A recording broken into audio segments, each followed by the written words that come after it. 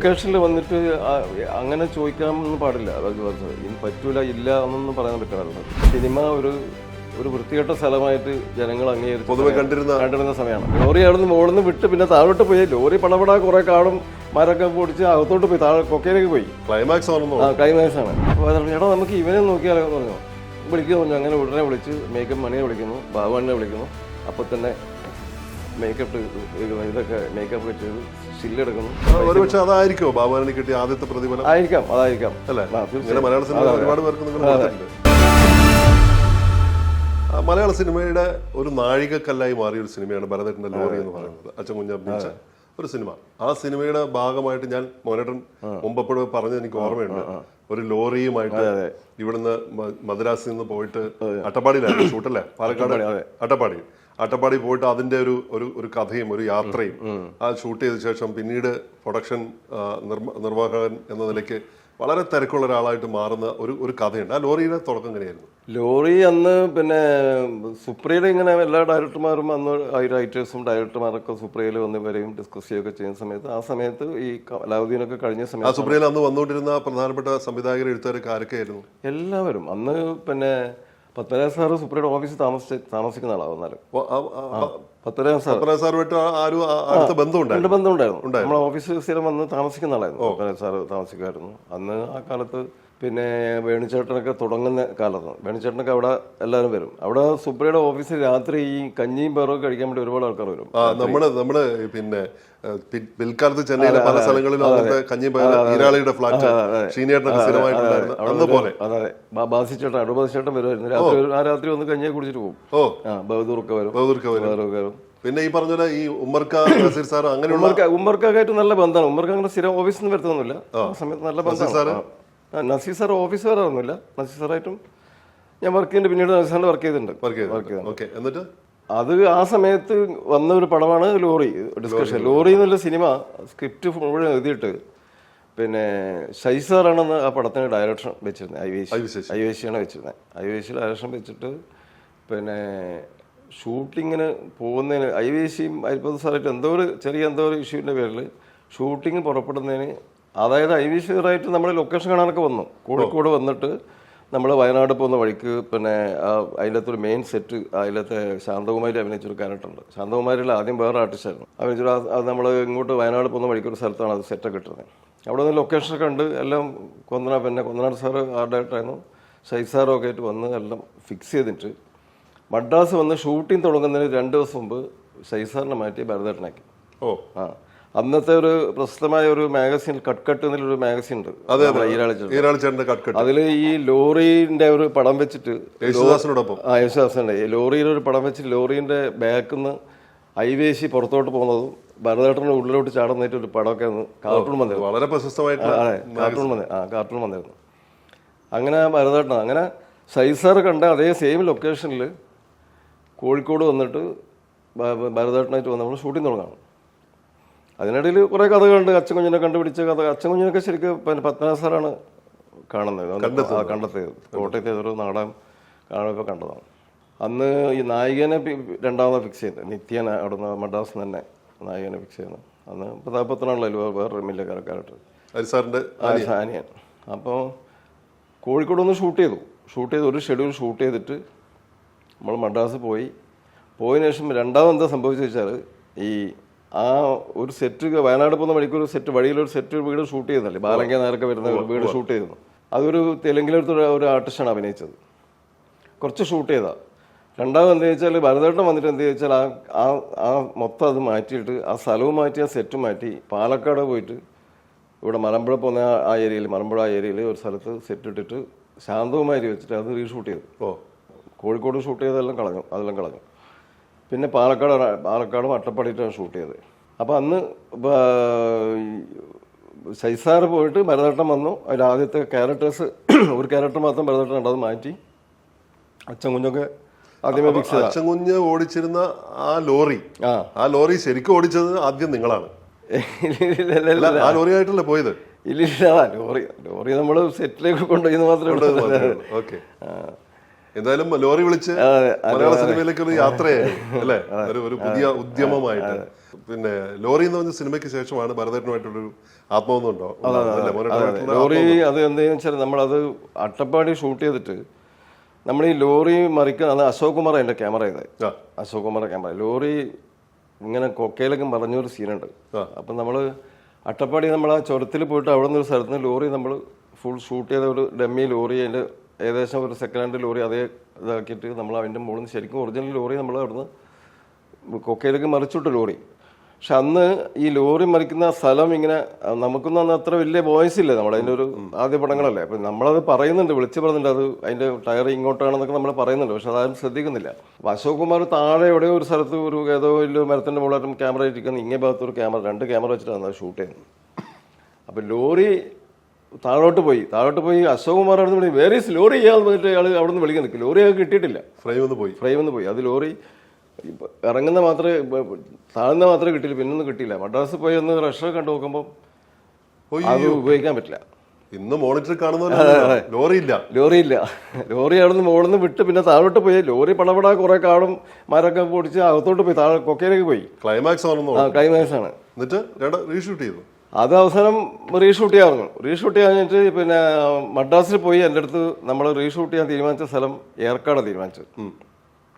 പിന്നെ ഈ ലോറീൻ്റെ പടവുമായിട്ട് എൻ്റെ അടുത്ത് അരിസാർ ഇങ്ങനൊരു കാര്യം ഇനി സേലത്ത് പോയിട്ട് ലോറി തപ്പാൻ വേണ്ടി പറഞ്ഞു. അന്ന് എനിക്കൊരു 35,000 രൂപ അന്ന് ബഡ്ജറ്റ് ഉണ്ട് ലോറിക്ക്. ലോറി ഒന്ന് സെക്കൻഡ് ഹാൻഡ് ലോറി എടുക്കാൻ വേണ്ടി 35,000 അന്ന് ബഡ്ജറ്റ് ഉണ്ട്. അങ്ങനെ ഞാൻ അവിടെ നിന്ന് മദ്രാസിൽ നിന്ന് വന്നു, സേലം വന്ന് അവിടെ ഒരു നാഷണൽ ഹോട്ടലിൽ റൂമൊക്കെ എടുത്തു. അവിടെ ഈ കുറേ ചുറ്റും ഒരുപാട് ലോറീൻ്റെ വലിയ ഇമ്പോർട്ടൻസ് താവളങ്ങൾ അവിടെയൊക്കെ കറങ്ങി എൻ്റെ അടുത്ത് നമ്മളെ ലോറി കണ്ടിട്ടില്ല. ലോറീൻ്റെ ഫോട്ടോ എൻ്റെ കയ്യിലുണ്ട്. ഒന്നാം സ്ഥലം എനിക്ക് ഫോട്ടോ ഒക്കെ തന്നാൽ അത് എടുത്തിട്ട് നോക്കാൻ വേണ്ടി പറഞ്ഞു. അങ്ങനെ ഞാൻ എൻ്റെ മാത്രം ഒരു പണിയായി ഈ ലോറി ഉണ്ടാക്കാന്നുള്ളത്. ഞാനിവിടെ വന്ന് സേലത്ത് വന്ന് ഷൂട്ടിങ് കുറച്ച് ദിവസമേ ഉള്ളൂ അവിടെ വന്ന്. അപ്പോൾ പൈസ ഒന്നും എനിക്ക് എൻ്റെ കയ്യിൽ ഫുൾ തന്നിട്ടില്ല, ചെറിയ ചിലവിന് പൈസ മാത്രമേ തന്നിട്ടുള്ളൂ. അങ്ങനെ ഞങ്ങളിങ്ങനെ അവിടുത്തെ ലോക്കൽ ഒരാളെയും വിളിച്ച് അവിടെ ഒരു ലോറി പേട്ടയിലൊക്കെ പല സ്ഥലത്തും പോയി. ലോറി അതേ ആസിറ്റീസ് അതേപോലത്തെ ലോറി നമുക്ക് സെക്കൻഡ് ഹാൻഡ് കിട്ടാനില്ല. വലിയ പൈസ ഒക്കെ ഒരുപാട് വലിയ പൈസ ഉണ്ട്. അവസാനം ഒരു സ്ഥലത്ത് ഒരു ചേസ് മാത്രം ഒരു സ്ഥലത്ത് കിട്ടി. അപ്പോൾ വെറും 50 രൂപ ആ വർക്ക്ഷോപ്പിൽ അഡ്വാൻസ് കൊടുത്ത് ആ ചേസ് നമ്മളെ സൈസിന് കട്ട് ചെയ്തു. നിങ്ങൾ അന്ന് തുടങ്ങിയ പരിപാടിയാണ്, ഒരു സ്ഥലത്ത് പോയിട്ട് ചെറിയ അഡ്വാൻസ് കൊടുത്ത് അല്ലേ ചേസ് കട്ട് ചെയ്ത് അങ്ങനെ പിന്നെ അതിൻ്റെ ഫ്രണ്ടിലത്തെ ബോഡി വേറൊരു വർക്ക്ഷോപ്പിൽ, അങ്ങനെ പല സ്ഥലത്തായിട്ട് ഈ ലോറീൻ്റെ നമ്മളെ കണ്ടിന്യൂറ്റി ലോറീൻ്റെ ഷേപ്പിലുള്ള സാധനം അസംബിൾ ചെയ്ത് അവിടെ ഒന്ന് സാമ്പിൾ ഒന്ന് സെറ്റ് ചെയ്തിട്ട് നമ്മൾ അതിൻ്റെ ഫോട്ടോ ഒക്കെ എടുത്തിട്ട് ഇപ്പോൾ കാണിച്ചു. പിന്നെ കൊന്നനാഥ് സാറിനെ കാണിച്ചു കൊടുത്തു. അത് കഴിഞ്ഞിട്ട് ഷൂട്ടിംഗ് നേരെ അവർ വരികയാണ്. ലോറി പിന്നെ ഷൂട്ടിംഗ് ബാക്കിയുള്ളത് ഏർക്കാട് ഷൂട്ടിംഗ് ബാക്കിയുള്ളത് ലോറിന്റെ ഈ ട്രാവലിങ്ങും ലോറി മറിയുന്നത് മാത്രമേ ഉള്ളൂ. ബാക്കിയെല്ലാം നമ്മൾ ഷൂട്ട് ചെയ്തു, റീഷൂട്ട് ചെയ്യാൻ വേണ്ടി വന്നതാണ്. അതെ. അപ്പൊ ഞാൻ അവിടെ വന്ന് ആ ലോറിയൊക്കെ റെഡിയാക്കി, സൈസൊക്കെ റെഡിയാക്കി, സെയിം കളർ ഏകദേശം പെയിന്റ് ഒക്കെ അടിച്ച് വേറൊരു ലോറി ഇത് മുഴുവൻ അഴിച്ച് വേറെ ലോറിയിലോട്ട് ഷിഫ്റ്റ് ചെയ്തിട്ട് ആ ലോറിയായിട്ട് ഏർക്കാട് മേലെ പോയിട്ട് അവിടുന്ന് രണ്ടാമത് റീഫിറ്റ് ചെയ്തിട്ടാണ് നമ്മൾ അത് മറിച്ചത്. ഈ എനിക്ക് തോന്നുന്നത് ലോറി എന്ന് പറഞ്ഞ സിനിമ മലയാള സിനിമയുടെ ഒരു വലിയൊരു നാഴികക്കല്ലാണ് ശരിക്കും പറഞ്ഞാൽ അല്ലേ. ഭരതേട്ടന്റെ ഏറ്റവും മികച്ച സിനിമകളൊന്നാണ്. ഭരതേട്ടനോടൊപ്പം എത്ര സിനിമകൾ ചെയ്തു മലയാളത്തിലെ ഏറ്റവും ലോറി കഴിഞ്ഞിട്ട് ഞാൻ ചെയ്തത് ഭരതേട്ടനോട് ചെയ്തത് കാരത്തക്കിളിക്കൂടെ ചെയ്തു. കാരത്തക്കിളിക്കൂട് അത് ഗൃഹലക്ഷ്മിയുടെ പടം. ഇത്തിരി പൂവേ ചുവന്ന പടം ചെയ്തു. രണ്ടാമത്തെ അവരുടെ തന്നെ പടം ചെയ്തു. അതിമനോഹരമായ പാട്ടുകൾ. അതെ. അത് കഴിഞ്ഞിട്ട് രവീന്ദ്ര മാസ്റ്റർ പാട്ടുകൾ. അത് കഴിഞ്ഞ് കാതോട് സെവനാർട്സിന്റെ കമ്പനി. അതെ, കമ്പനി പേര് അങ്ങനെയാണ് ലഭിക്കുന്നത്. കാതോട് കാതോളം ചെയ്തു. കാതോട് കാലത്തിൽ എന്നെ റെക്കമെൻഡ് ചെയ്യുന്നത് ജോൺ ബോളങ്ങളും ഭരത് സാറുമാണ് പറയുന്നത്. ജോൺ ബോളങ്ങളാണ് ആ സിനിമ എഴുതുന്നത്. അതെ. അപ്പം പിന്നെ വിജയകുമാർ സാറിന്റെ അടുത്ത് വന്ന് പറയുന്നത് പിന്നെ എൻ്റെ പേര് മോഹനെ വിളിക്കാന്ന് പറയുന്നത് പിന്നെ ജോൺ ബോളങ്ങളും ഭരത് സാറാണ്. അപ്പം ഞാൻ ഈ 2-3 പടം വർക്ക് ചെയ്ത എക്സ്പീരിയൻസ് വെച്ചിട്ടാണ് ഭരതേട്ടൻ എന്നെ റെക്കമെൻഡ് ചെയ്യുന്നത്. എനിക്കൊന്ന് അത് എപ്പോഴും കേട്ടിട്ടുണ്ട്, ആരോ പറഞ്ഞ് ഞാൻ കേട്ടിട്ടുണ്ട്. വിജയകുമാർ സാറ് മോനേട്ടനോട് വർക്ക് ചെയ്യാൻ വേണ്ടി പറയുമ്പോൾ മോനേട്ടൻ ഡിമാൻഡ് വെച്ചിട്ടാണ് സംസാരിച്ചത്. അതെ. എൻ്റെ അടുത്ത് പറഞ്ഞത് നമ്മളിവിടെ ഇങ്ങനെ സ്ഥിരമായിട്ട് നിൽക്കണം, സ്ഥിരം പടം ചെയ്യാൻ വേണ്ടി പോകണം, ഒരു മാസം ശമ്പളം പോലെ നിൽക്കണം. എനിക്ക് പറ്റില്ല. അത്രയും തിരക്കുണ്ട്. അല്ല, അത് ഞാൻ തുടങ്ങുന്ന സമയത്താ, തിരക്കിന്റെ അല്ല. എനിക്ക് നിൽക്കാൻ പറഞ്ഞു. ഞാൻ വിജയകുമാർ സാർ സാർ ഈ പടത്തിന് എനിക്ക് ഇത്ര പൈസ തരില്ല, ഞാൻ ഇത് വർക്ക് ചെയ്യാം. അടുത്ത പടം വരുമ്പോൾ സാറിന് സൗകര്യം ഉണ്ടെങ്കിൽ എന്നെ വിളിക്കുക, എനിക്ക് സൗകര്യം ഉണ്ടെങ്കിൽ ഞാൻ വരാം. ചിലപ്പം ഇപ്പൊ ഈ പടം തീരുന്നതിന് മുമ്പ് തന്നെ നമ്മൾ തമ്മിൽ ചിലപ്പം സിങ്ക് ആവുന്നില്ലെങ്കിൽ സിങ്കലിനെ പോയില്ലേ. അപ്പൊ അവിടെ സ്ഥിരമായി നിൽക്കുന്ന കാര്യം ഇപ്പൊ പറയണ്ട. നമുക്ക് അത് പിന്നീട് ആലോചിക്കാം. ഈ പടം ഇങ്ങനെ ചെയ്യാന്ന് വെച്ചിട്ടാണ് ഞാൻ തുടങ്ങുന്നത്. എന്തായാലും അത് വലിയ എക്സ്പീരിയൻസ് ആയിരുന്നു, അവർക്കും നല്ല അനുഭവമായിരുന്നു. വളരെ കൃത്യമായി നിങ്ങൾ അത് ചെയ്തു. ഈ കരതകളിൽ കൂടെ എനിക്ക് തോന്നുന്നു കാതോട് അല്ലേ? ഭരതേട്ടന്റെ കൂടെ പിന്നെ കാതോട് കാതം കഴിഞ്ഞു, ചെലമ്പ് ചെയ്തു, പിന്നെ ചമയം ചെയ്തു, ചമയം, പിന്നെ ദേവരാഗം, വൈശാലി. വലിയ അനുഭവം. ഈ ബാബു ആന്റണി എന്ന് പറഞ്ഞിട്ടുള്ള ഒരു നടനെ ചിലമ്പാണ് ആദ്യമായിട്ട് അഭിനയിക്കുന്നത് അല്ലേ? അപ്പം ഈ ബാബു ആന്റണിയെ ഒരു പക്ഷേ മോഹനേട്ടൻ എന്തോ സജസ്റ്റ് ചെയ്ത ഒരു കാര്യം ഞാൻ കേട്ടു. മോഹനേട്ടൻ സജസ്റ്റ് ചെയ്തതല്ല. ബാബു ആന്റണി ഭരതേട്ടന്റെ വീട്ടിൽ സ്ഥിരമായിട്ട് ലെറ്റർ അയക്കുമായിരുന്നു ഈ അഭിനയിക്കാൻ. ബാബു ആന്റണി സിസ്റ്ററോ മറ്റാണ് അയക്കാറ്. അപ്പൊ ബാബുവിന്റെ ഫോട്ടോ ഒക്കെ ഞാൻ ഭരതേട്ടന്റെ വീട്ടിൽ. പഠിക്കുന്നത് ചെന്നൈയിലാണോ? ആരെ? ഇന്നത്തെ ചെന്നൈയിലാണോ ബാബു? അല്ലല്ല, ബാബു ആന്റണി അന്ന് ഫ്രണ്ടിലില്ല. ഞാൻ ഭരതേട്ടന്റെ വീട്ടിൽ പിന്നീട് എനിക്ക് മനസ്സിലായ കാര്യമാണ്. അതായത് ബാബുവിനെ കണ്ടതിന് ശേഷം എനിക്ക് ഓർമ്മ വന്നാണ് ഈ ബാബുവിന്റെ ഫോട്ടോ ഭരതേട്ടന്റെ വീട്ടിലിങ്ങനെ ഒരുപാട് ചാൻസ് ലെറ്ററല്ലോ, അതും പൊട്ടിക്കൽ നമ്മളെ പൊട്ടിക്കുക. അതെ, അത് നമ്മൾ പൊട്ടിച്ചിട്ട് ഭരതേട്ടൻ വരുമ്പോൾ നമ്മൾ പൊട്ടിച്ച് കൊടുക്കും. അപ്പോൾ നമ്മൾ പൊട്ടുമ്പോൾ നമ്മൾ നോക്കി ഭരതേട്ടൻ എഴുന്നേറ്റുമ്പോൾ നമ്മൾ പൊട്ടിക്കും, ലെറ്ററൊക്കെ പൊട്ടിച്ച് കൊടുക്കുകയൊക്കെ ചെയ്യും. ഭരതേട്ടൻ അങ്ങനെ നോക്കിയിട്ട് ഇങ്ങനെ മാറ്റി പോകും. അങ്ങനെ ബാബുവിന്റെ ഫോട്ടോ ഞാൻ ഭരതേട്ടന്റെ വീട്ടിലെ കണ്ടിട്ടുണ്ട്. വായിക്കാത്ത കത്തുകളും കാണാത്ത ഫോട്ടോകളും ഒരുപാടുണ്ടാവും. അതെ. അപ്പോൾ അങ്ങനെ ആ സമയത്ത് പഞ്ചാഗ്നിയുടെ പിന്നെ ഷൂട്ടിംഗ് നടക്കുക വിജയ ഗാർഡനിൽ, ഹരിഹർ സാറിന്റെ കോഴിക്കോട്ടെ ഷെഡ്യൂൾ കഴിഞ്ഞിട്ട് പിന്നെ സെവനാൾസിന്റെ അതെ രണ്ടാമത്തെ പടം, കാതോടുകാരൻ കഴിഞ്ഞിട്ടുള്ള പടം, അടുത്ത പടം പഞ്ചാഗ്നി ഷൂട്ടിംഗ് നടക്കുന്ന സമയത്ത് വിജയ ഗാർഡനിൽ ഈ ബാബു ആന്റണി രാവിലെ മുതലേ അവിടെ ഇങ്ങനെ അവിടെ വന്നിട്ടുണ്ട്. അപ്പം ഇങ്ങനെ എന്നെ കാണുമ്പോഴൊക്കെ ഇങ്ങനെ ഇടയ്ക്ക് ഇങ്ങനെ വന്നിട്ട് അഭിനയിക്കാൻ വന്നാൽ നമുക്ക് മനസ്സിലായി, അഭിനയിക്കാൻ ചാൻസ് വന്നത് മനസ്സിലായി. ഇങ്ങനെ ഇടയ്ക്കിടയ്ക്ക് ഇങ്ങനെ സംസാരിച്ചുകൊണ്ടിരിക്കും, സാറിനെ വിളിച്ച് ഇങ്ങനെ സംസാരിച്ചുകൊണ്ടിരിക്കും. അവസാനം വൈകുന്നേരം സമയത്ത് നിങ്ങൾ പഞ്ചാഗ്നി പടം കണ്ട ഓർമ്മ വരും. അതായത് പിന്നെ ഗീതന്റെ ഒരു ഫ്ലാഷ് ബാക്ക് കാണിക്കുന്നതിനകത്ത് അവിടെ ഒരു പഴയ നക്സലൈറ്റുകളുടെ ഒരു മീറ്റിംഗ് പോലെ കാണിക്കുന്നുണ്ട്. അപ്പൊ ഗീത നിന്നിട്ട് ഇങ്ങനെ ക്ലാസ് എടുക്കുന്ന പോലെ അതിനകത്ത് കുറെ ആൾക്കാർ ഇങ്ങനെ തലയുണ്ട്. അപ്പൊ ഞാൻ ശ്രീകുട്ടറാണ് അസോസിയേറ്റ്. അപ്പൊ ജയകുമാർ സാറിന്റെ അനിയൻ എം കൃഷ്ണനാഥൻ സാറിന്റെ മകൻ ശ്രീകുട്ടർ. ഞാൻ ശ്രീകുട്ട ഒന്ന് ഇയാളും കൂടെ അവിടെ പിടിച്ചിരുന്നു പറഞ്ഞു. അങ്ങനെ ബാബു തന്നെ ഞാൻ പറഞ്ഞു ശ്രീകുട്ടർ. അപ്പൊ ഇയാളവിടെ രാവിലെ വരെ നിൽക്കണ്ട. അങ്ങനെ ബാബു തന്നെ അവിടെ പോയി ഇരുന്നു. ആ ഷൂട്ട് കഴിഞ്ഞു. ബാബു അതിൻ്റെ ഒരു നന്ദിയൊക്കെ കാണിച്ച് എൻ്റെ അടുത്ത് പിന്നെ വൈകുന്നേരം വന്നു. വളരെ ചെറിയൊരു പൈസ കൺവീനിയൻസ് പോലെ ചെറിയ പൈസ തന്നു കൊടുക്കുകയും ചെയ്തു. അപ്പൊ ഞാൻ പുള്ളിയുടെ അതെ ചെറിയ പൈസ അതായിരിക്കും ബാബു ആന്റണി കിട്ടിയ ആദ്യത്തെ പ്രതിഫലം. അതായിരിക്കാം.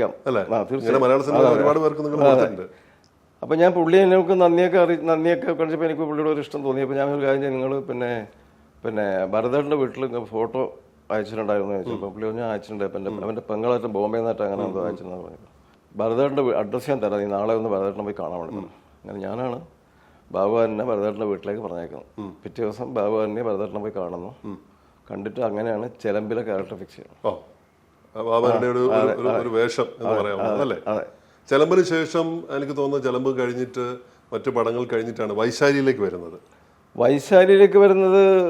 അതിലും എന്തോ ഒരു യാദൃശ്യമുണ്ട്. എന്തായിരുന്നു അത്? വൈശാലി ആക്ച്വലി ആ ക്യാരക്ടർ നമ്മൾ ഫിക്സ് ചെയ്തത് അന്ന് ദേവൻ ചേട്ടനാണ് ഫിക്സ് ചെയ്യുന്നത്. ലോമപാദരാജ ദേവൻ ചേട്ടനാണ് ക്യാരക്ടർ ചെയ്യുന്നത്. അപ്പൊ അന്ന് ദേവേട്ടൻ എന്തോ ആക്സിഡന്റ് പറ്റിയോ എന്തോ ഒരു സംഭവം കാരണം പുള്ളിക്ക് വരാൻ പറ്റാത്ത സിറ്റുവേഷൻ. ഷൂട്ടിംഗ് എവിടെ നടക്കുന്നു? ഷൂട്ടിംഗ് മൈസൂർ നടക്കുന്നു. ആ പോർഷൻ ഷൂട്ടിംഗ് തുടങ്ങി. അപ്പം ബാബുവാണ് ഈ ചെലമ്പ് കഴിഞ്ഞ ശേഷം പിന്നെ എന്നെയും ജയരാജും ഒക്കെ ആയിട്ട് ഇങ്ങനെ സ്ഥിരം ബന്ധം. ജയരാജുമായിട്ടുള്ള അക്കാലത്തുള്ള ബന്ധമാണ് അല്ലേ? അതെ. ജയരാജുവിന്റെ ഫസ്റ്റ് പടം ചെലമ്പാണ്. ചെലമ്പാണ് ഫസ്റ്റ് പടം. ചെലമ്പിലാണ് ആദ്യം വരുന്നത്. അപ്പോൾ അത് കഴിഞ്ഞ് ഞാനും ജയരാജും ഒക്കെ ആയിട്ട് ബാബുവാൻ ഇങ്ങനെ ഒരു സ്ഥിരമായിട്ട് ബന്ധപ്പെടുന്ന ഒരാളായതുകൊണ്ട് ഇങ്ങനെ പലപ്പോഴും ബന്ധപ്പെടും. അപ്പം അങ്ങനെ ഈ പടത്തിൽ വൈശാലിയിൽ നമ്മൾ കോഴിക്കോട് തന്നെ ഒരു പോലീസുകാരനെ അഭിനയിച്ചൊരു വേഷമുണ്ട്. ഒരു കുതിരപ്പുറത്ത് വന്നിട്ട് ഒരു കത്ത് കൊടുത്തിട്ട് പോകുന്നൊരു വേഷമുണ്ട്. ആർക്ക്? രാജാവിന് ഒരു ആ മരുഭൂമിയിൽ ഒരു കുതിരപ്പുറത്ത് ഇൻഫർമേഷൻ കൊടുക്കുന്ന ഒരു വേഷമുണ്ട്. അത് മാത്രമേ ഉള്ളൂ ആക്ച്വലി ബാബുവാനെനിക്ക് ചെയ്യാൻ പറ്റുന്ന വേഷം അതിനുണ്ടായിരുന്നുള്ളൂ. ബാക്കിയുള്ളൂ. അതാണ് പുള്ളിക്ക് അത് ചെയ്യാന്നാണ് നമ്മളെ മനസ്സിൽ. ഇപ്പം ഞാനും ജയരാജ് ഡിസ്കത്ത് പുള്ളിനെ അത് വിളിക്കാമെന്നാണ് പറഞ്ഞിരുന്നത്. അപ്പോൾ പുള്ളി ഫ്രീ ആയതിൻ്റെ പേരിൽ ഇടയ്ക്ക് പുള്ളി അവിടെ വരും, മൈസൂർ വരും. നമ്മളവിടെ ക്വാർട്ടേഴ്സിലാണ് താമസിച്ചുകൊണ്ടിരുന്നത്, ഒരു ക്വാർട്ടേഴ്സിൽ. അപ്പം പുള്ളി അവിടെ വരും. അപ്പം ഞങ്ങൾ ഈ ദേവേട്ടൻ വരാതിരുന്നതിന് പകരം ഒരുപാട് പേര് നമ്മൾ ഈ രാജാവിൻ്റെ വേഷത്തിന് വേണ്ടി ഇങ്ങനെ ടെസ്റ്റ് ചെയ്തുകൊണ്ടിരിക്കുക. അതിൽ നമ്മളെ പഴയ മുരളി മോഹനൊക്കെ ഉണ്ട്. ഒരുപാട് പേരെ നമ്മൾ വിളിച്ചു വരുത്തി വിഗ് വെക്കലും താടി വെക്കലും ഫോട്ടോ എടുക്കലും പരിപാടി ഒന്നും സെറ്റാവുന്നില്ല. ഭരതേട്ടന്റെ മനസ്സിലൊരു രാജാവുണ്ട്. അതെ, അങ്ങനെ ഒരു ക്വാർട്ടേഴ്സയുടെ പുറത്തിങ്ങനെ ഒരു സിറ്റ് ഔട്ട് ഉണ്ട്. അവിടെ MT സാറും ഉണ്ട്. MT സാറും പിന്നെ മധു അമ്പാട്ടും ആരുടെയായിട്ട് കൃഷ്ണമൂർത്തി ഉണ്ട്. ആരുടെയായിട്ട് കൃഷ്ണമൂർത്തിയും ഭരതേട്ടനും ഞാനും വേറെ ആരോ അസിസ്റ്റൻ്റ് കൂടെ ഉണ്ടായിരുന്നു. ഞങ്ങൾ ആ വരാന്തിരിക്കുന്ന സമയത്ത് അതിന്റെ മുമ്പിലെ കൂടെ ബാബു തന്നെ അപ്പോൾ ഒന്ന് പാസ് ചെയ്തു. ഒന്ന് ജസ്റ്റ് ഇങ്ങനെ പാസ് ചെയ്തു. അപ്പോൾ നിമിത്തം പോലെ അപ്പോൾ ചേട്ടാ നമുക്ക് ഇവനെ നോക്കിയാലോ എന്ന് പറഞ്ഞു. വിളിക്കുന്നു പറഞ്ഞു. അങ്ങനെ ഉടനെ വിളിച്ച് മേക്കപ്പ് മണിയെ വിളിക്കുന്നു, ബാബുവിനെ വിളിക്കുന്നു. അപ്പോൾ തന്നെ മേക്കപ്പ് ഇതൊക്കെ മേക്കപ്പ് ഒക്കെ ചെയ്ത് സ്റ്റില്ലെടുക്കുന്നു. ഇവൻ മതി, രാജാവ് ഇവൻ മതി. അങ്ങനെയാണ് MT സാറിന് ഓക്കെ. MT സാറിന് ഓക്കെ. അങ്ങനെയാണ് വൈശാലിൽ രാജാവാകുന്നത്. അതൊരു വലിയ ടേണിംഗ് പോയിന്റ്. ഏറ്റവും നല്ല വേഷങ്ങളൊന്നായിട്ട് അത് ഈ ഭരതേട്ടനുമായിട്ടുള്ള പിന്നീട് ദേവരാഗം ചെയ്തു.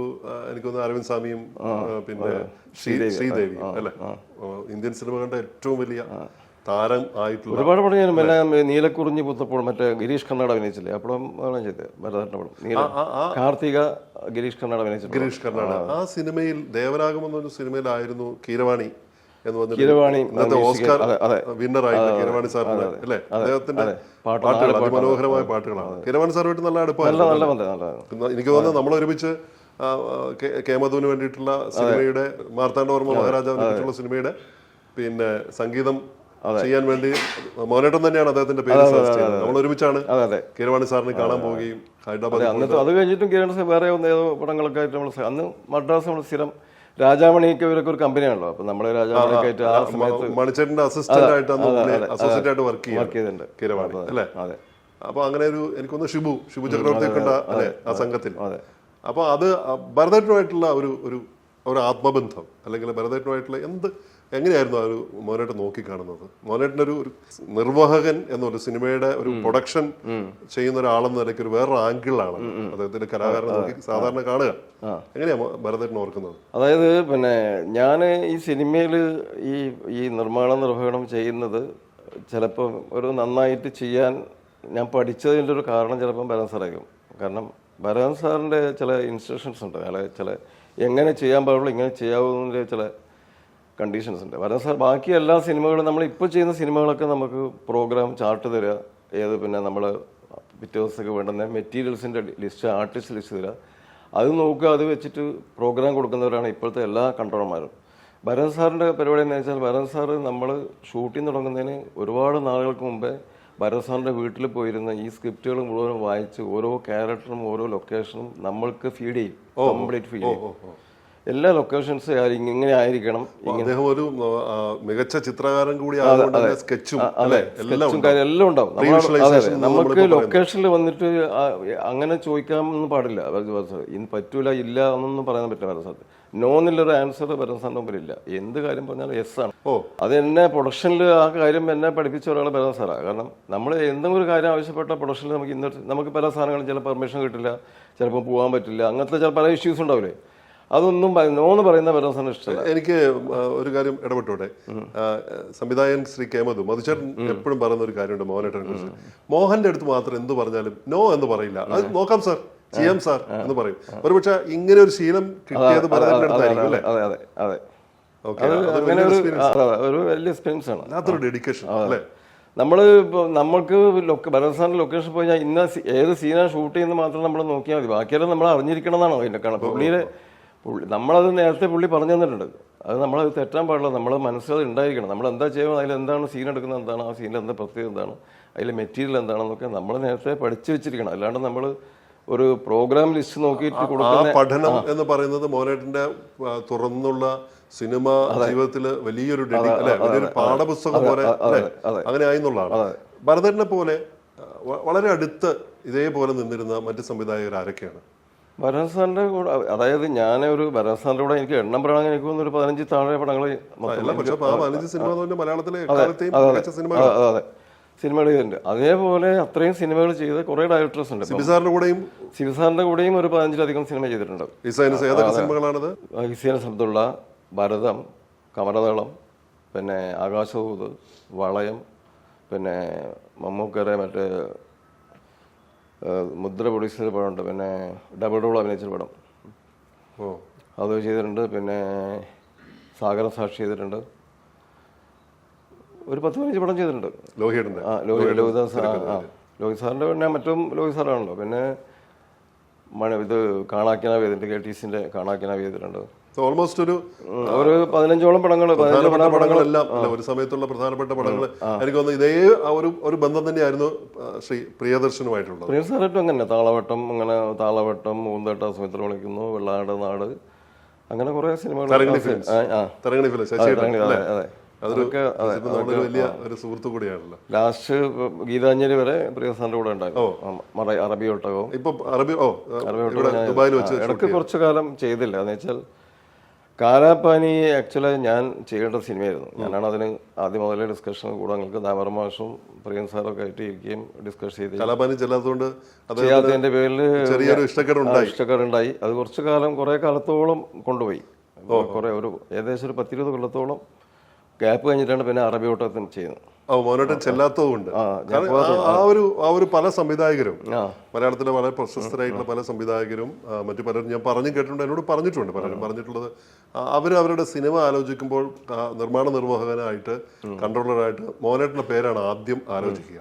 ഇന്നിപ്പോ ആ രംഗത്ത് പ്രവർത്തിക്കുന്ന പലരും വളരെ പ്രശസ്തരായിട്ടുള്ള പലരും മോനേട്ടന്റെ ശിഷ്യന്മാരായിട്ട് വന്നിട്ടുള്ളവരാണ്. അപ്പൊ അത് പലപ്പോഴും മോനുണ്ടെങ്കിൽ അത് ആ ഭാഗം ഓക്കെയാണ്. ഇപ്പം സംവിധായകൻ ശ്രീ കേമത്തു, അപ്പൊ അദ്ദേഹം പലപ്പോഴായിട്ട് എന്നോട് ഇത് പറഞ്ഞിട്ടുണ്ട്. ഇതേ ബന്ധം തന്നെയാണ് ഞാൻ മനസ്സിലാക്കുന്നത് ജോഷി സാറുമായിട്ട് അല്ലേ? ജോഷി സാറിന് വളരെ ആഴത്തിലുള്ള ഒരു ബന്ധം. ജോഷി സാറിന്റെ ഫസ്റ്റ് പടം നാടവാഴികളാണ്. നാടവാഴികൾ മുതൽ ഇങ്ങോട്ട് ജോഷി സാറിന്റെ 2-3 പടം ഞാൻ മിസ് ചെയ്തു. ബാക്കി എല്ലാ പടങ്ങളും. ഏതൊക്കെയാണ് പ്രധാനപ്പെട്ട പടങ്ങൾ? നാടവാഴികൾ കഴിഞ്ഞിട്ട് ചെയ്യുന്ന പടം ജോഷി സാറിന്റെ പടം ചെയ്യുന്ന പിന്നെ ചെയ്യുന്ന ലേലമാണ്. ലേലം അത് കഴിഞ്ഞ് ചെയ്യുന്ന അതെ ലേലം ചെയ്യുന്ന പത്രം അതേ പത്രം കഴിഞ്ഞിട്ട് പിന്നെ വാഴന്നൂർ ചെയ്തു. വാഴന്നൂർ കഴിഞ്ഞിട്ട് പിന്നെ പ്രജ ചെയ്തു. പിന്നെ ദിലീപ് അഭിനയിച്ച ലയൺ. പിന്നെ ദിലീപിന്റെ ഒരു പടം കൂടിയുണ്ട്. ജോഷി സാറിന്റെ രഞ്ജേട്ടൻ എഴുതിയ തിരക്കഥ എഴുതിയ ആ പടവും മോനിട്ടറല്ലേ ഇത്? വാഗമണ്ണൊക്കെ ഷൂട്ട് ചെയ്ത പടം ഇതല്ലേ? പിന്നെ നസ്രാണി ചെയ്തു. നരൻ ചെയ്തു. റൺ ബേബി റൺ ചെയ്തു. പിന്നെ ലോക്പാൽ ചെയ്തു. സലാം കാശ്മീർ. അപ്പൊ ഓൾമോസ്റ്റ് പ്രധാനപ്പെട്ട പോലുള്ള പടങ്ങളല്ലാതെ ആ പടങ്ങൾ ഒഴികെ ബാക്കിയല്ല അല്ലേ? അതെ, എല്ലാ പടങ്ങളും സ്ഥിരമായിട്ട് ഞാൻ തന്നെ. ഒരു കാലത്ത് മാമ്പഴക്കാലം കുറെ പടം ചെയ്തു. ദിലീപിന്റെ വേറെ പടം കൂടെ ഉണ്ടല്ലോ, പടത്തിന്റെ പേര് പറഞ്ഞാൽ ലയൺ അല്ലാണ്ട് ഒരു പടം കൂടെ ഉണ്ട്, റൺവേ. എല്ലാം സൂപ്പർ ഹിറ്റ്, എല്ലാം സൂപ്പർ ഹിറ്റ്. ഈ ഒരു സമയത്ത് മലയാളത്തിലെ ഏറ്റവും എനിക്ക് തോന്നുന്നു ഈ ഒരു പീരീഡ് ആയിരുന്നു ഏറ്റവും തിരക്കുള്ള കാലം. അല്ല, തിരക്കുള്ള കാലം ഞാൻ ഏകദേശം ഒരു 90 മുതൽ ഞാൻ നല്ല തിരക്കായിരുന്നു. അന്നൊക്കെ എനിക്ക് ഓർമ്മയുണ്ട്. ഞാൻ ഈ ദൂരം നിന്ന് മഹാറാണി ഹോട്ടലിന്റെ ഗേറ്റിൽ നിന്നിട്ട് കാണാൻ വേണ്ടി നോക്കുകയും പിന്നീട് മോനേട്ടനോട് പരിചയപ്പെട്ടിട്ട് ഒരിക്കൽ ഞാൻ കൈകൊണ്ട് കാണിച്ച് എന്നെ ഐഡന്റിഫൈ ചെയ്തിട്ട് മോനേട്ടൻ അയാളെ കയറ്റിവിടൂ എന്ന് പറഞ്ഞു. മോനേട്ടൻ അത് ഓർക്കുന്ന പോലും ഉണ്ടാവില്ല. അയാളൊന്ന് അകത്തേക്ക് കയറ്റിവിടൂ എന്നിങ്ങനെ പറഞ്ഞു. അപ്പം പിന്നീട് മോനേട്ടനുമായിട്ട് വല്ലപ്പോഴൊക്കെ കാണുമ്പോൾ ഞങ്ങളുടെയൊക്കെ മുന്നിൽ എങ്ങനെയാണെന്ന് വെച്ചാൽ മോനേട്ടൻ വളരെ കർക്കശക്കാരനായിട്ടുള്ള, വളരെ ഗൗരവക്കാരനായിട്ടുള്ള, അധികം സംസാരിക്കാത്ത സച്ചേട്ടനെ പോലെ. സച്ചേട്ടൻ മലയാളത്തിലെ ഒരു വലിയ ഒരു പ്രൊഡക്ഷൻ കൺട്രോളർ ആയിരുന്നല്ലോ. ഞാൻ പിന്നീട് മോനേട്ടറുമായിട്ട് എനിക്കൊന്ന് 20-25 വർഷത്തെ വളരെ ക്ലോസ് ആയിട്ടുള്ള ബന്ധമുണ്ട്. 20 വർഷം എന്തായാലും ഉണ്ട്. ആ അറിഞ്ഞ മോനേട്ടൻ എന്ന് പറയുന്നത് ആ പുറമെ കണ്ട ആളെയല്ല, വളരെ ആർദ്രമായിട്ടുള്ള ഹൃദയമുള്ള, ആളുകളെ സഹായിക്കാൻ താല്പര്യം കാണിക്കുന്ന, മറ്റുള്ളവർക്ക് മുന്നിൽ റിസ്ക് ഏറ്റെടുക്കാൻ തയ്യാറെടുക്കുന്ന, അങ്ങനെയൊക്കെ ഉള്ള ഒരാളാണ്. എനിക്ക് തോന്നുന്നത് മോനേട്ടൻ ഒരു നിർമ്മാതാവാകാൻ എപ്പോഴാണ് തീരുമാനിക്കുന്നത്? പലപ്പോഴും ഈ സിനിമ എടുത്തിങ്ങനെ സേഫായിട്ട് ഇങ്ങനെ പോയിക്കൊണ്ടിരിക്കുമ്പോൾ ഒരു സിനിമ ഇങ്ങോട്ട് എടുത്തു കളയാമെന്ന് വിചാരിച്ചിട്ട് ഒരു നിർമ്മാതാവിൻ്റെ കുപ്പായം എടുത്ത് അണിയുമ്പോഴാണല്ലോ, നിങ്ങളെ സംബന്ധിച്ച് അത് വളരെ എളുപ്പമാണ്. അവിടെ നിന്നാണല്ലോ ജീവിതത്തിൻ്റെ അടുത്തൊരു ഘട്ടം തുടങ്ങുന്നത്. നല്ലതോ ചീത്തയോ ഒക്കെ ആയിട്ടുള്ള പല താഴ്ചകളും ഉയർച്ചകളും ഒക്കെ ആയിട്ട് അവിടെയാണല്ലോ തുടങ്ങുന്നത്. ഏതായിരുന്നു, എങ്ങനെയായിരുന്നു ആദ്യം ഒരു നിർമ്മാതാവ് എന്ന നിലയ്ക്ക് വരാൻ കാരണം? അല്ലല്ല, നിർമ്മാതാവുന്നതിന് മുമ്പ് ഞാൻ ആദ്യം ഒരു ഡിസ്ട്രിബ്യൂട്ടറെ, ഒരു പാർട്ട്ണറായിട്ടാണ് തുടങ്ങുന്നത്. അതായത് പിന്നെ നമ്മൾ ഈ പ്രൊഡക്ഷൻ കൺട്രോൾ, അതായത് ഒരു സിനിമയിൽ ഒരു അസിസ്റ്റൻ്റ് ഡയറക്ടറായിട്ട് വന്ന ഒരാൾ, അയാൾ കുറച്ച് മൂത്താലെന്താവും ഡയറക്ടറാവും. സാധാരണ പ്രൊഡക്ഷൻ കൺട്രോളായിട്ട് വരുന്ന ആൾ അതിൻ്റെ മാക്സിമം പോയാൽ പ്രൊഡ്യൂസറാവും. ഇങ്ങനെ ഓരോ സെക്ഷനും അങ്ങനെയാണല്ലോ. അപ്പോൾ നമ്മളൊരു ഒരു ഒരു പ്രൊഫഷൻ, നമ്മൾ സിനിമ എന്ന് പറയുന്നത് നമ്മളൊരു പാഷനും കൂടെയാണല്ലോ. അപ്പോൾ നമ്മൾ പൈസ ഉണ്ടാക്കാൻ വേണ്ടിയിട്ട് സിനിമയിൽ വന്ന ആളല്ല ഞാൻ. ഞാൻ സിനിമയിൽ വരുന്ന കാലത്ത് സിനിമ ഒരു വൃത്തികെട്ട സ്ഥലമായിട്ട് ജനങ്ങൾ അംഗീകരിച്ച് പൊതുവെ കണ്ടിരുന്ന സമയമാണ്. അത് മാത്രമല്ല അവിടെ മരത്തിന്റെ പൈസ കിട്ടാനുള്ളപ്പോഴാണ് അത് വിട്ടിട്ട് നേരെ വണ്ടി കയറി ഇവിടെ വന്നത്. അതെ അതെ. അതിനിടയിൽ സിനിമയിൽ വന്നതിന് ശേഷം എനിക്ക് പിന്നെ ഗവൺമെന്റ് ജോലി കിട്ടിയിരുന്നു. അഗ്രികൾച്ചറിന്റെ. ഓ, അങ്ങനെ ഒരു പരിപാടി. അതെ, ഞാൻ മദ്രാസിൽ പോയി സുപ്രിയയിൽ ഷൂട്ടിംഗ് ഒക്കെ അറ്റൻഡ് ചെയ്തതിനു ശേഷം ഞാൻ ഈ ബഷീർക്ക് വീട്ടിൽ നിൽക്കുന്ന സമയത്ത് ഇവിടുത്തെ അഡ്രസ്സിൽ വന്ന് PSC വഴിയില്ല ഒരു ഇതിൽ എനിക്ക് അപ്പോയിൻമെൻറ്റ് ലെറ്റർ വന്ന് ഇവിടെ എറണാകുളത്ത് വന്ന് എനിക്കത് മദ്രാസ് അറിയിച്ച് ഞാൻ ജോയിൻ ചെയ്യാൻ വേണ്ടി അഗ്രികൾച്ചർ ഡെമോൺസ്ട്രേറ്റർ പോസ്റ്റ് കാക്കനാട് ഓഫീസിൽ ഞാൻ ജോയിൻ ചെയ്യാൻ വേണ്ടി 3 ദിവസം പോയിട്ട് 3 ദിവസം ഞാൻ പോവും, പക്ഷേ ജോയിൻ ചെയ്യില്ല. 3-ാം ദിവസം പോയിട്ട് ഞാൻ ആ ഓഫീസറെ കണ്ടിട്ട് ഞാൻ അങ്ങനെ ജോയിൻ ചെയ്യുന്നില്ല എന്ന് പറഞ്ഞ് തിരിച്ച് മദ്രാസിലേക്ക് പോയി. ഒരു അഗ്രികൾച്ചർ ഓഫീസറായിട്ട് റിട്ടയർഡ് ആയിട്ട് ഏതെങ്കിലും ഒരു മൂലയിൽ അങ്ങനെ ഒരു കാര്യം ചോദിക്കാൻ ഒരു കാര്യം, ബഷീർക്ക് പ്രൊഡ്യൂസ് ചെയ്ത വാത്സല്യം മോണിറ്ററാണോ ചെയ്തത്? വാത്സല്യം ചെയ്തത് പിന്നെ ബഷീർക്ക് ആളിപ്പോൾ ഇല്ല, എന്നാലും ബഷീർക്ക് ഞാൻ ഇവിടെ സ്ഥിരം എറണാകുളത്ത് വരുമ്പോഴൊക്കെ ബഷീർക്ക് വീട്ടിൽ പോയിരുന്നു. ബഷീർക്കാരെ 2 മക്കൾ ഒരു 16-17 വയസ്സിൽ മരിച്ചുപോയി. പിന്നെ ഒരു മോള് മാത്രമേ ഉണ്ടായുള്ളൂ. അപ്പം ഞാൻ ഒരു പ്രാവശ്യം വന്നപ്പം എൻ്റെ പറഞ്ഞാടാ കുൽബീനെ നമ്മൾ വീട്ടിൽ വിളിക്കാം, അവിടെ വേറെ പേരുണ്ട് കുൽബീന, എടാ കുൽബീനെ കെട്ടിച്ചു വിടണം, എന്താ ചെയ്യാന്നൊക്കെ പറഞ്ഞ് ഇങ്ങനെ ഡിസ്കസ് ചെയ്തു. അപ്പം ഞാൻ ബഷീർക്ക് പോയി നമുക്കൊരു മമ്മൂക്ക വെച്ചിട്ട് പടം ചെയ്താലോ. കാര്യം മമ്മൂക്ക ബന്ധമുണ്ട്. അതെ. അപ്പം മമ്മൂക്കയും ബഷീർക്കായിട്ട് ബന്ധത്തിലാണെങ്കിലും നല്ല ടേംസിലല്ല അവർ തമ്മിൽ. നല്ല ടേംസിൽ ബഷീർക്കയുടെ ഒരു സ്വഭാവമുണ്ട്. ബഷീർക്ക് എല്ലാം പച്ചയ്ക്ക് ഓപ്പണായിട്ട് സംസാരിക്കുന്ന ഒരാളാണ്. അതെ, ബഷീർക്ക് അങ്ങനെ കൃത്യമായിട്ട് പള്ളിയിൽ പോവുക അല്ലെങ്കിൽ അങ്ങനത്തെ ഒരു ഒന്നും ഫോളോ ചെയ്യുന്ന ഒരാളല്ല. ബഷീർക്ക് എല്ലാ തമ്മാടിത്തരമുള്ള ആളാണ്. ഞാൻ ഉമാലോടിച്ച് താമസിക്കുന്ന കാലത്താണ് എനിക്ക് അദ്ദേഹത്തെ അടുത്ത് അറിയാവുന്നത്. അത് മാത്രമല്ല, മമ്മൂക്ക അഡ്വക്കേറ്റായി ജോലി ചെയ്യുന്ന സമയത്ത് ബഷീർക്കാരുടെ അടുത്ത് സിനിമയിൽ അഭിനയിക്കേണ്ട കാര്യം പറഞ്ഞപ്പോൾ ബഷീർക്ക് അന്ന് മൈൻഡ് ചെയ്തിട്ടില്ല. ബഷീർക്ക് മൈൻഡ് ചെയ്യാണ്ടിരുന്നത് ഇനിയിപ്പം സിനിമയിൽ വന്ന് നശിച്ചുകൊണ്ടാന്ന് വിചാരിച്ചിട്ടാണ്. അന്ന് മൈൻഡ് ചെയ്തിട്ടില്ല, ബഷീർക്ക് അന്ന് സപ്പോർട്ടും ചെയ്തിട്ടില്ല. അങ്ങനെ ബഷീർക്ക് ഇഷ്ടക്കേട് പിന്നെ ഉണ്ട് എന്ന് ഞാൻ മനസ്സിലാക്കിയതാണ്. എൻ്റെ അടുത്ത് പറഞ്ഞതല്ല, ഞാൻ മനസ്സിലാക്കിയതാണ് അങ്ങനെ ഒരു ഇഷ്ടക്കേട് ഉണ്ടായിരുന്നു. അതെ, ആവാമെന്ന് എനിക്ക് തോന്നിയതാണ്. പിന്നെ ബഷീർക്കായിട്ട് അടുത്ത് ഞാൻ പരിചയപ്പെട്ട ശേഷം മമ്മൂക്ക സിനിമയിലുള്ള സമയത്തും ഞാൻ ബഷീർക്കായിട്ട് ബന്ധപ്പെട്ട കാലങ്ങളിലൊന്നും ബഷീർക്കും മമ്മൂക്കായിട്ട് അങ്ങനെ ഒരു ക്ലോസ് ആയിട്ടുള്ള കാര്യങ്ങളൊന്നും ഞാൻ കണ്ടിട്ടില്ല. അങ്ങനെ ഇരിക്കുന്ന സമയത്താണ് ഞാൻ ഇങ്ങനെ പറയുന്നത്. ഉമ്മയുടെ അനിയത്തിയുടെ ഭർത്താവ്, ഉമ്മയുടെ അനിയത്തിയാണെന്ന നിലയ്ക്ക് വളരെ അടുത്ത് ഉള്ള ഒരു ബന്ധം. ഇളയപ്പ. അങ്ങനെ അപ്പൊ ബഷീർക്കാട് അവൻ നമുക്ക് പോവാന്ന് പറഞ്ഞു. ഞാൻ പ്രൊമോട്ട് ചെയ്തു, ഞങ്ങൾ പോവാം. ഞാൻ അങ്ങനെ ബഷീർക്കെ വിളിച്ചു മദ്രാസ് പോയി, മമ്മൂക്കയുടെ വീട്ടിൽ പോയി. അപ്പോൾ എന്നോട് ചോദിച്ചു അത് എനിക്കെന്ത് ചെയ്യാൻ പറ്റുമെന്ന് ചോദിച്ചു. ഞാൻ പറഞ്ഞു ഞാൻ പിന്നെ 7 hours കൊണ്ട് പടം ഫിനാൻസ് ചെയ്ത് പടം 7 hours കൊണ്ട് എടുപ്പിക്കാം. അപ്പം അതിൽ പ്രോഫിറ്റ് ബഷീർക്ക് കിട്ടുമല്ലോ, അതിനൊരു പ്രോഫിറ്റ് ഒരു എമൗണ്ട് പറഞ്ഞിട്ട് ചെയ്യാം എന്നൊക്കെ പറഞ്ഞിട്ട് അങ്ങനെ സംസാരിച്ചു. അങ്ങനെയാണ് അത് തുടങ്ങുന്നത്. അപ്പോൾ അനീഫിക്ക സംവിധായകൻ ഇല്ല, ഒന്നും ഫിക്സ് ചെയ്തിട്ടില്ല. ഒരു മമ്മൂക്കൊരു പടം അത്രേ ഉള്ളൂ. റൈറ്റർ ഒന്നും ഫിക്സ് ചെയ്തിട്ടില്ല.